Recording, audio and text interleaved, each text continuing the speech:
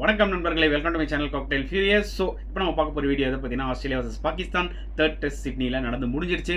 And Australia கம்ஃபர்டபுளாக 8 wickets வித்தியாசத்தில் win பண்ணிட்டாங்க.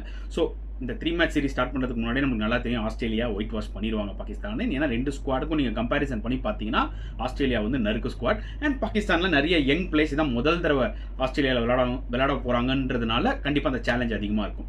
That is one. And secondly David Warner. So அவரோட final test match and final இன்னிங்ஸில் 57 அடிச்சது அவருக்கு ஒரு மிகப்பெரிய சாட்டிஸ்ஃபேக்ஷனை கொடுத்துருக்கும். அட் த சேம் டைம் அவங்களோட ஃபேமிலி, ஃப்ரெண்ட்ஸ் அண்ட் அவரோட ஃபேன்ஸுக்குலாம் ரொம்பவே ஒரு மிகப்பெரிய சாட்டிஸ்ஃபேக்ஷனை கொடுத்துருக்கும். அதை விட அவருக்காக அந்த எஸ்சிஜி கிரவுண்டில் வந்து க்ரௌட்ஸ் வந்தாங்க பார்த்தீங்களா, அவங்களுக்கும் சூப்பரான ஒரு சாட்டிஸ்ஃபேக்ஷன் கொடுத்துருக்கும்.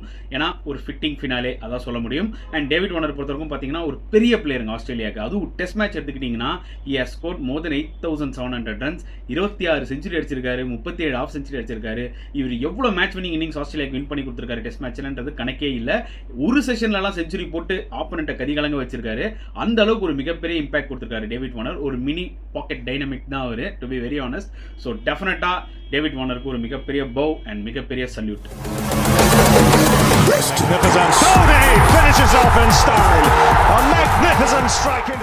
ஸோ டே 4 ஸ்டார்ட் ஆச்சு அண்ட் பாகிஸ்தான் வந்து பார்த்தீங்கன்னா ஆல்ரெடி 67 for 7 இருந்தாங்க.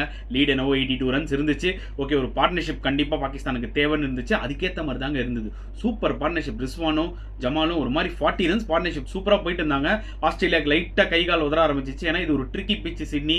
ஏன்னா தேர்ட் டேலேருந்தே ஸ்பின் எடுக்க ஆரம்பிச்சிச்சு. கொஞ்சம் அந்த ஒரு மாதிரி ஸ்லோ ஆயிடுச்சு. ஸோ டெஃபினட்டாக 150 160க்கு மேலே போச்சுனாலே கொஞ்சம் கஷ்டமான ஒரு மேட்டர் தான். அண்ட் கரெக்டாக வந்தாருங்க நேதன் லைன். அதாவது அவர் வந்து பார்த்தீங்கன்னா லாஸ்ட் 10 டெஸ்ட் மேட்சாக எக்ஸ்பெக்ட் பண்ண அளவுக்கு பெருசாக போடல. பட் அவர் வந்து அந்த பிரேக் த்ரூ எடுத்தார் ரிஸ்வான் விக்கெட்டை. அதுக்கப்புறம் ஹேசல்வுட் கமின்ஸும் டாப்பான்னு முடிச்சிட்டாங்க. அண்ட் ஹேசல்வுட் நேற்று வந்து பார்த்தீங்கன்னா 4 விக்கெட்ஸ் இருந்தார். இன்னைக்கு 2 விக்கெட்ஸ் எடுத்து 6 wickets hall. Terrific performance. First 2 test மேட்ச்சில் இவரும் எக்ஸ்பெக்ட் பண்ண அளவுக்கு பெர்ஃபார்ம் பண்ணலனாலும் தேர்ட் டெஸ்ட்டில் ஹேசல்வுட்னா யாருன்றதை வந்து கிளியராக காமிச்சிட்டாரு. அதாங்க நான் ஏற்கனவே சொன்ன மாதிரி தான். கமின்ஸ் ஆடலனா ஹேசல்வுட் விளையாடுவார், ஹேசல்வுட் விளையாடலனா கமின்ஸ் விளையாடுவார். அதாவது ஆஸ்திரேலியா கிட்ட அந்த 3 ஃபாஸ்ட் பவுலிங் இருக்குது. ஒருத்தர் ஃபெயிலியர் ஆனாலும் மிச்சம் இருக்க 2 பேர் கம்பல்சரியாக பெர்ஃபார்ம் பண்ணிடுவாங்க. அதுதான் ஆஸ்திரேலியா. ஸோ இந்த வகையில் வந்து பார்த்தீங்கன்னா பாகிஸ்தான் வந்து ஓரளவுக்கு ரிஸ்வானை நம்பி இருந்திருப்பாங்க. பட் அன்ஃபார்ச்சுனேட்லி ரிஸ்வான் அவுட் ஆக மாதிரி தெரிஞ்சிச்சு. ஓகே, இது சீக்கிரம் முடிஞ்சிடும் அப்படின்னு சொல்லிட்டு. ஸோ 130 ரன்ஸ் டார்கெட் செட் பண்ணாங்க பாகிஸ்தான்.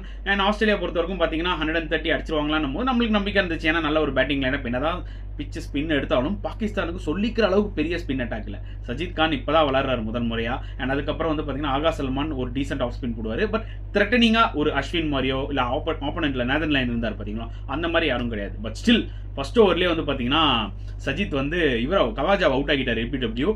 ஏதோ ஒரு ட்விஸ்ட் இருக்க போதுரா அப்படின்னு நினச்சா அப்போதாங்க David Warner and Marnus Labuschagne super partnership பார்த்தாங்க.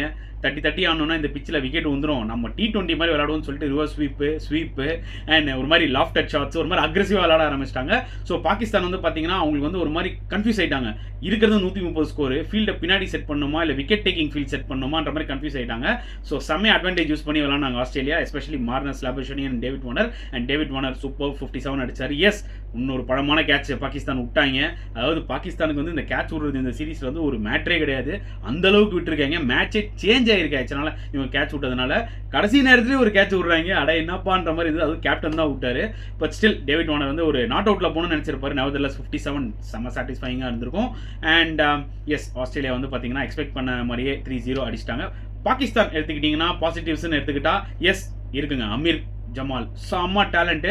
இவரை எப்படி பாகிஸ்தான் யூஸ் பண்ண போகிறாங்க இன் ஃபியூச்சர் கேம்ஸ்லான்றது தான் பொறுத்து வந்து பார்க்கணும். ஆனால் மரண டேலண்ட்டுங்க. அதுக்கப்புறம் நிறைய பேர் இருக்காங்க, யங்ஸ்டர்ஸ்லாம் இருக்காங்க. சவுத் ஷெக்கிலாம் இந்த சீரீஸில் பெர்ஃபார்ம் பண்ணலனால இதெல்லாம் ஒரு லேர்னிங் கர்வ். அதாவது யங் பிளேயர்ஸ்க்குலாம் வந்து பார்த்தீங்கன்னா இந்த மாதிரி ஆஸ்திரேலியா, சவுத் ஆஃப்ரிக்கா, நியூசிலாந்து முதல் முறையாக போகும்போது அது எல்லாமே லேர்னிங் கர்வ். நெக்ஸ்ட் சீரிஸ் வரும்போது பார்த்தீங்கன்னா அவங்களாம் வெல் ப்ரிப்பேர்டாக வருவாங்க. அவ்வளோதான் நம்ம சொல்ல முடியும். ஷஃபிகா இருக்கட்டும், இல்லை இந்த மாதிரி சவுத் ஷெக்கிலா இருக்கட்டும், இந்த மாதிரி பிளேயர்ஸ்லாம் ஷான் மசூதே வந்து பார்த்தீங்கன்னா ஒரு 2-3 அடிச்சிருக்கலாம். பட் அவருக்குமே ஒரு லேர்னிங் கர்வ் தான். எங்கே ஒரு மிகப்பெரிய டிசப்பாயின்மெண்ட் பாகிஸ்தானுக்கு வந்து இறங்கும்னு பார்த்தீங்கன்னா பாபர் அசாமோட ஃபெயிலியர்ஸ் தான். ஏன்னா கிட்டத்தட்ட 6 இன்னிங்ஸ் விளையாடிட்டாரு, ஒரு 50 கூட அடிக்கல. 2 இன்னிங்ஸ் கொஞ்சம் நல்லா அவரோட பேக் டு ஃபார்ம்ன்ற மாதிரி வந்தார். ஒரு 40 ஆட் அடிச்சாரு. இந்த டெஸ்ட் மேட்ச் செகண்ட் இன்னிங்ஸில் 26. பட் ஒரு போர் ஷாட். அதுக்கு முன்னாடி கமின்ஸ் வந்து லிட்டரலி அவர் அந்த இன்கட்டர் போட்டு அவுட் ஆகிட்டு இருந்தாரு. அண்ட் இந்த டெஸ்ட் மேட்ச்ல ரொம்ப லூஸ் ஷாட்ல அவுட் ஆயிட்டாரு. ஸோ இது ஒரு மிகப்பெரிய டிசப்பாயின்மெண்ட். ஏன்னா பாபர் அசாம் கிட்ட இருந்து அதிகமாக பாகிஸ்தான் எதிர்பார்க்குறாங்க. அதுவும் இந்த மாதிரி டஃப் கண்டிஷன்ஸ், டஃப்பான ஆப்பனன்ஸோட அவர் பெர்ஃபார்ம் பண்ணும்போது தான் மைண்டில் நிறைய இன்னிங்ஸ் நிற்கும். தவிர சின்ன ஆப்பனன்ஸோட பெர்ஃபார்ம் பண்ணுறதுல அர்த்தமே கிடையாது. இதுதான் வந்து பாபர் அசாம் வந்து பயங்கரமான கிரிட்டிசிசம் ஃபேஸ் பண்ணிட்டு இருக்காரு இந்த மாதிரி சோஷியல் மீடியாவில். என்னன்னு பார்த்தீங்கன்னா என்ன கேட்டிங்கன்னா ஒரு குவாலிட்டி பிளேயருங்க. எல்லா டீமோடய அடிச்சிருக்காரு. ஆஸ்திரேலியாவில் கூட ஒரு செஞ்சுரி போட்டிருக்காரு.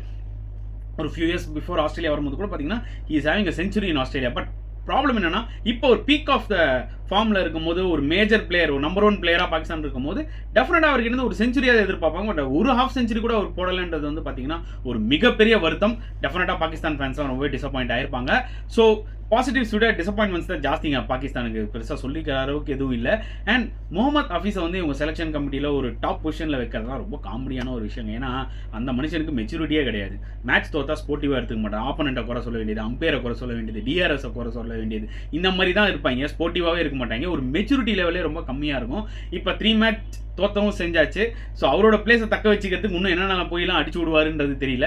Such immaturity person. எனக்கு தெரிஞ்சு ஒரு ஷோயப் மாலிக், ஒரு Wasim Akram, to some extent Moin Khan and Waqar Younis, இவங்கெல்லாம் கொஞ்சம் டீசெண்டாக பேசுவாங்க, ஃபேக்டாக பேசுவாங்க. மற்றபடி இவர் முகமது ஹஃபீஸு, ரஷீத் லத்தீஃபு, இந்த என்ன சொல்கிறது, ஒருத்தர் ரமீஸ் ராஜாவே பார்த்தீங்கன்னா இப்போலாம் கிரிஞ்சு தான். இவங்கெல்லாம் எல்லாருமே கிரிஞ்சு ஆகிட்டாங்க. அதனால் லைக் இம்மெச்சூர்ட் பர்சன்ஸ். ஸோ எப்படி இவங்கெல்லாம் வந்து அந்த பேக் கிளாஷை ஃபேஸ் பண்ண போகிறாங்கன்னு தெரியல. பட் எட்டாவது பாகிஸ்தானுக்கு இது ஒரு மிகப்பெரிய லேர்னிங் கவ் தான். அண்ட் ஆஸ்திரேலியா ரொம்பவே ஹாப்பியாக இருப்பாங்க இந்த மேட்ச் வின் பண்ணதுனால. டாப்பில் இருக்கிற நம்ம இந்தியா இருக்காங்க பார்த்தீங்களா, WTC ரேட்டிங்கில் டாப்பில் இருக்காங்களா இந்தியா, அப்படியே கீழே தள்ளி செகண்டில் தள்ளிட்டாங்க. இப்போ ஆஸ்திரேலியா ஃபஸ்ட்டில் போயிட்டாங்க. So first Australia, second India, third south Africa, 4th New Zealand, 5th Bangladesh, எல்லாமே கிட்ட அப்படி நிற்கிறாங்க. ஸோ இந்த WTC சாம்பியன்ஷிப் டேபிள் வந்து ரொம்பவே இன்ட்ரெஸ்டிங்காக இருக்க போகுதுன்னு போக. So that's it my friends. So உங்களுக்கு இந்த வீடியோ பிடிச்சதுன்னா லைக் பண்ணுங்கள், ஷேர் பண்ணுங்கள், கமெண்ட் பண்ணுங்கள், முடிஞ்சால் சப்ஸ்கிரைப் பண்ணுங்கள். ஸோ நெக்ஸ்ட் வீடியோவில் பார்க்கலாம். Until then